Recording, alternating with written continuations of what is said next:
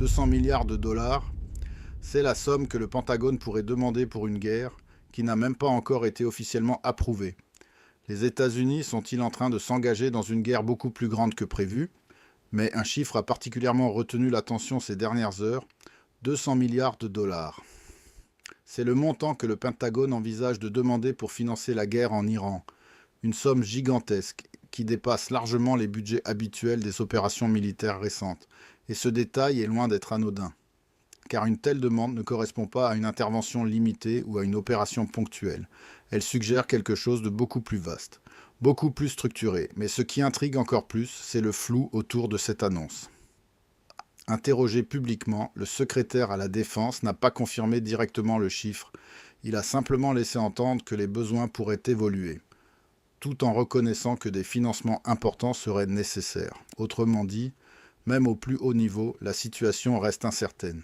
Et pour les analystes, ce manque de clarté est révélateur. Cela signifie que la stratégie n'est pas totalement figée, que les objectifs pourraient évoluer, et surtout, que le coût réel du conflit pourrait encore augmenter. Mais il y a un autre élément encore plus frappant. Cette demande s'ajoute à des financements déjà votés récemment dans le cadre des politiques budgétaires américaines. Autrement dit, on parle d'un effort financier cumulé qui commence à atteindre des niveaux historiques. Et dans ce contexte, une question devient inévitable. Pourquoi un montant aussi élevé dès maintenant? Car dans les conflits modernes, le budget est souvent un indicateur clé, un indicateur de durée, un indicateur d'intensité et surtout un indicateur d'ambition. Et c'est précisément ce qui inquiète, parce que lorsque les chiffres atteignent ce niveau, cela signifie généralement que le conflit ne sera ni court ni simple. Mais ce n'est que la première pièce du puzzle. Car derrière cette demande financière se cache une transformation beaucoup plus profonde de la stratégie américaine. Mais derrière ce chiffre impressionnant, il y a une réalité encore plus inquiétante, car une telle enveloppe budgétaire ne sert pas simplement à maintenir une opération en cours. Elle révèle un changement d'échelle.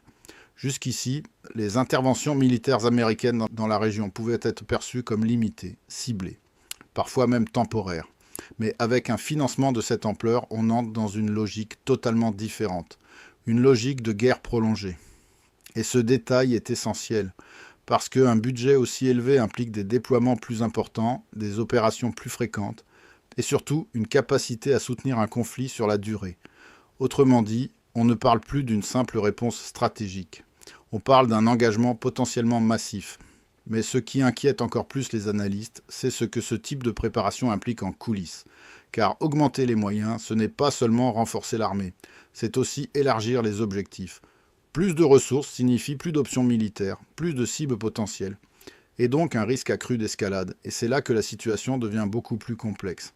Parce qu'en changeant d'échelle, le conflit change aussi de nature. Il devient plus difficile à contrôler, plus difficile à contenir.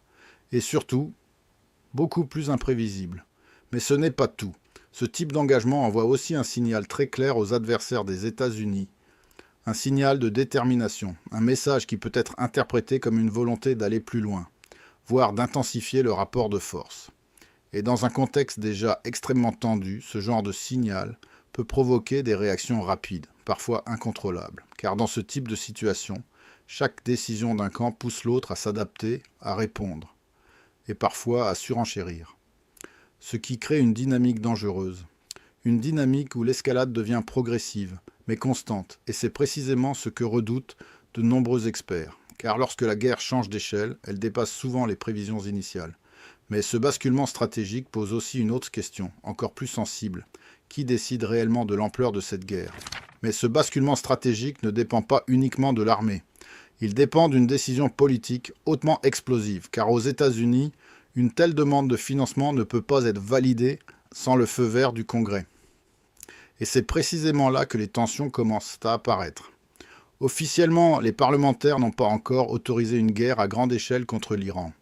Et ce détail change tout, parce que cela signifie qu'on se dirige vers un engagement militaire majeur, sans véritable consensus politique clair. Mais ce qui inquiète encore plus, c'est le climat actuel à Washington. Plusieurs élus dans les deux camps commencent à exprimer un malaise croissant. Ils s'interrogent non sur la stratégie, sur les objectifs réels, et surtout sur le coût humain et financier d'un tel conflit. Autrement dit, le soutien n'est pas garanti. Et dans ce type de situation, chaque vote devient crucial. Car valider 200 milliards de dollars, ce n'est pas une simple formalité budgétaire. C'est un signal politique fort, un signal qui engage le pays dans une direction précise, potentiellement irréversible. Mais il y a un autre élément encore plus sensible, le timing. Cette demande intervient alors que la dette américaine atteint déjà des niveaux records. Et dans ce contexte, convaincre les élus d'approuver une dépense aussi massive devient beaucoup plus complexe. Certains pourraient y voir un risque économique majeur, d'autres, une stratégie militaire trop floue. Et c'est là que le blocage devient possible. Car si le Congrès hésite, ralentit ou refuse, cela pourrait fragiliser toute la stratégie américaine. Mais à l'inverse, si la demande est validée rapidement, alors cela enverra un message très clair au reste du monde, celui d'un pays prêt à aller beaucoup plus loin dans ce conflit. Et dans ce genre de moment, une décision politique peut suffire à faire basculer l'équilibre. Mais au-delà de Washington, les conséquences pourraient être bien plus larges. Car cette guerre ne se joue pas uniquement sur le terrain militaire, elle se joue aussi sur un autre front, beaucoup plus discret, mais tout aussi stratégique. Mais ce détail a particulièrement inquiété les analystes. Car au-delà de la dimension militaire, cette demande met une pression directe sur l'économie des États-Unis. 200 milliards de dollars supplémentaires. Dans un pays où la dette dépasse déjà des niveaux historiques. Et ce n'est pas un simple détail budgétaire, c'est un signal. Un signal que la guerre ne se joue plus uniquement sur le terrain, mais aussi dans les finances publiques, car financer un conflit de cette ampleur implique des choix politiques, des arbitrages économiques et surtout des sacrifices potentiels. Mais la situation devient encore plus sensible quand on regarde les conséquences à court terme. Une augmentation massive des dépenses militaires peut rapidement déséquilibrer les priorités internes. Moins de budget pour certains programmes domestiques, plus de pression sur les taux d'intérêt. Et un risque accru d'inflation si la situation se prolonge. Autrement dit, la guerre commence à peser directement sur la stabilité économique, et pas seulement aux États-Unis, car ce type de décision a toujours des répercussions globales. Les marchés surveillent, les alliés s'inquiètent, et les adversaires observent attentivement. Pourquoi ? Parce qu'une économie sous pression peut influencer la capacité d'un pays à soutenir un conflit sur la durée. Et dans une guerre longue, la puissance économique devient presque aussi importante que la puissance militaire. Mais ce n'est pas tout. Cette demande financière envoie aussi un message politique à l'international, celui d'un pays prêt à mobiliser des ressources colossales pour maintenir son engagement. Une manière de rassurer ses alliés, mais aussi de dissuader ses adversaires. Et c'est là que la situation devient paradoxale. Car plus les États-Unis investissent massivement dans ce conflit, plus ils montrent leur détermination. Mais en même temps, plus ils s'exposent à un risque économique interne, un équilibre extrêmement fragile. Et dans ce type de configuration, une question devient centrale. Jusqu'où une superpuissance peut-elle aller avant que le coût économique ne devienne un véritable frein stratégique ? Parce que si la pression financière continue de monter, alors ce conflit pourrait ne pas seulement redéfinir l'équilibre militaire, mais aussi l'équilibre économique mondial. Mais au-delà des chiffres, un autre message est en train d'être envoyé. Un message beaucoup plus large, car une demande de 200 milliards de dollars ne s'adresse pas uniquement au Congrès américain, elle s'adresse au monde entier. Et ce détail est fondamental. Parce que dans les relations internationales, ce type d'annonce est toujours interprété comme un signal stratégique, un signal de puissance, un signal de préparation, et surtout, un signal d'intention. Autrement dit, les États-Unis ne se contentent pas de financer une guerre, ils montrent qu'ils sont prêts à aller plus loin, beaucoup plus loin. Mais ce qui inquiète particulièrement les analystes, c'est la manière dont ce signal peut être perçu à l'étranger. Du côté de l'Iran, cela peut être interprété comme une escalade imminente, une confirmation que Washington se prépare à intensifier le conflit, voire à élargir ses objectifs. Et dans ce type de situation, la réaction peut être rapide. Mais ce message ne concerne pas uniquement Téhéran. Il est aussi observé de très près par d'autres grandes puissances, la Chine, la Russie, et même les alliés des États-Unis. Car un engagement militaire massif dans une région aussi stratégique peut redistribuer les équilibres globaux. Certains y verront une démonstration de force, d'autres un risque d'instabilité généralisée. Mais il y a un autre élément encore plus subtil. Ce type de décision peut aussi influencer les calculs stratégiques des autres acteurs. Encourager certains à se rapprocher, pousser d'autres à se préparer, et parfois déclencher des réactions en chaîne. Car dans un monde déjà sous tension, chaque signal compte, chaque décision est analysée. et chaque mouvement peut être interprété comme le début d'une nouvelle phase. Et c'est précisément ce qui rend la situation aussi sensible.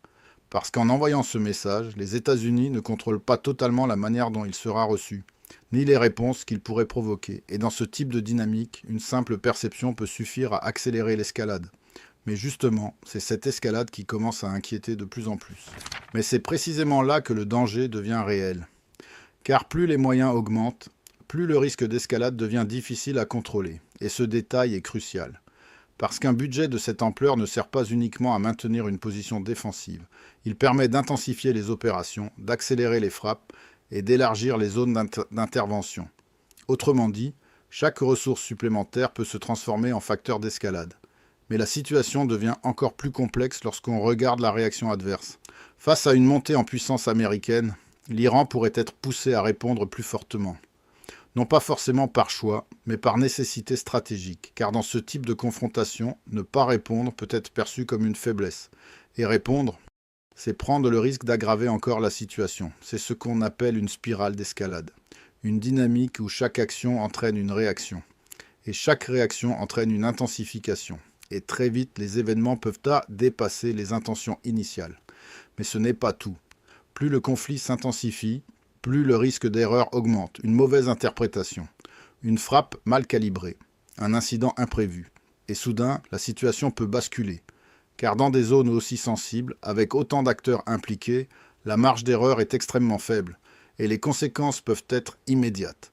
Mais il y a un autre facteur encore plus préoccupant, l'élargissement potentiel du conflit. Si d'autres acteurs régionaux ou internationaux se retrouvent impliqués, volontairement ou non, alors le conflit peut rapidement dépasser son cadre initial. Et c'est là que les scénarios deviennent beaucoup plus graves. On ne parle plus d'une confrontation bilatérale. On parle d'un risque de conflit régional, voire global. Et dans ce type de configuration, contrôler l'escalade devient presque impossible. Car chaque acteur agit selon ses propres intérêts, et aucune autorité unique ne peut réellement freiner la dynamique. Mais certains analystes vont encore plus loin. Ils estiment que nous pourrions être à l'aube d'un scénario que les grandes puissances redoutent depuis des années. Une guerre longue, complexe et extrêmement coûteuse. Mais c'est justement ce scénario qui commence à inquiéter le plus. Car derrière cette demande de financement, une hypothèse se dessine de plus en plus clairement. Celle d'une guerre longue et extrêmement coûteuse. Et ce détail n'est pas anodin. Parce que 200 milliards de dollars, ce n'est pas un budget prévu pour quelques semaines ou quelques opérations ciblées. C'est un investissement pensé pour durer, pour soutenir des opérations sur plusieurs mois, voire plusieurs années.